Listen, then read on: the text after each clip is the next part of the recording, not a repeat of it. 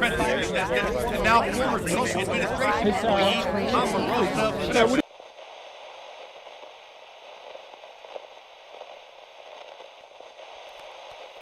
Talk to you about leaving the White House. It's come to my attention over the last few months that there's been some pretty, in my opinion, significant integrity issues. Can I ask you a couple of questions? Is the president aware of this? Let's not go down the road. This is a non-negotiable discussion.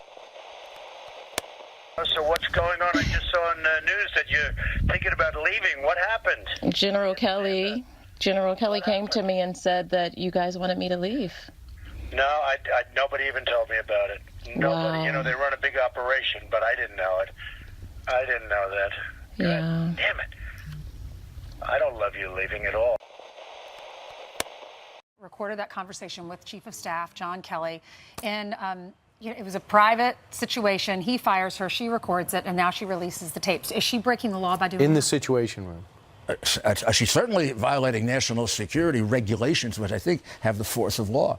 Yeah, I would think she is. I mean, I have to look at it more carefully. And is she violating every bit of trust that people should have in someone?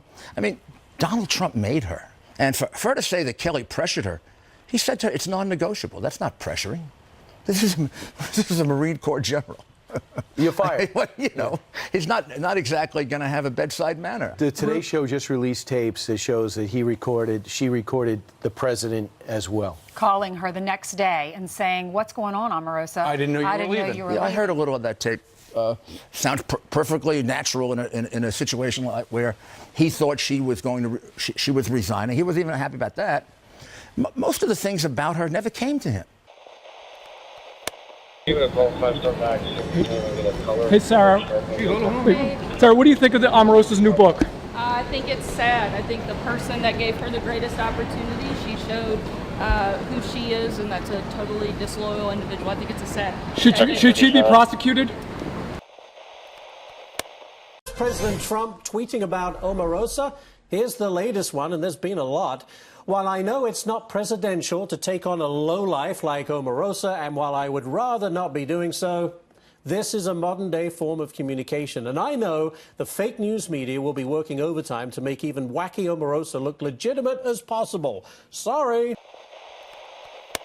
Because, as you know, bitter and disgruntled ex-employees can always be trusted to tell the truth, especially when they're aiming to make a quick $1 million by selling those allegations to a bloodthirsty mob of morons. The big story here, other than the fact that she was secretly recording conversations inside the White House, violating national security protocols, including her own firing by Chief of Staff John Kelly, is the fact that she is contradicting her own book in interviews about her fake book. In the book, she wrote that she heard about the allegation that Donald Trump was supposedly captured on audio tape using the N-word, but then in interviews peddling her book, she said that she personally heard the audio tape herself. Even NPR says Omarosa tells NPR she heard Trump N-word tape, contradicting her own book. Even never-Trumper Frank Luntz has called the book fake news, tweeting, quote, I'm in Omarosa's book on page 149. She claims to have heard from someone who heard from me that I heard Trump use the N-word.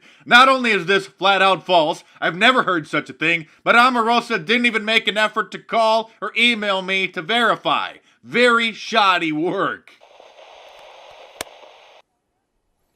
Well, my first reaction was that has to be the most gentle let go that a U.S. military general has ever given anyone. That may be the headline here. General John Kelly was incredibly gracious. He was trying to let her go easily. From all indications, it was a matter of time. She had to go. She wasn't producing. She was creating enormous trouble. Interestingly, though, she was saying wonderful things about Donald Trump throughout the campaign, throughout her first time and her year or so in office, up until she got fired. Then she gets fired. She waits till the book comes out. Now she can't say anything nice. It's all bad. So here's the question. Which time was she lying? Was she lying then, or was she lying now, or was she lying both times? The one thing we've established, she's a liar.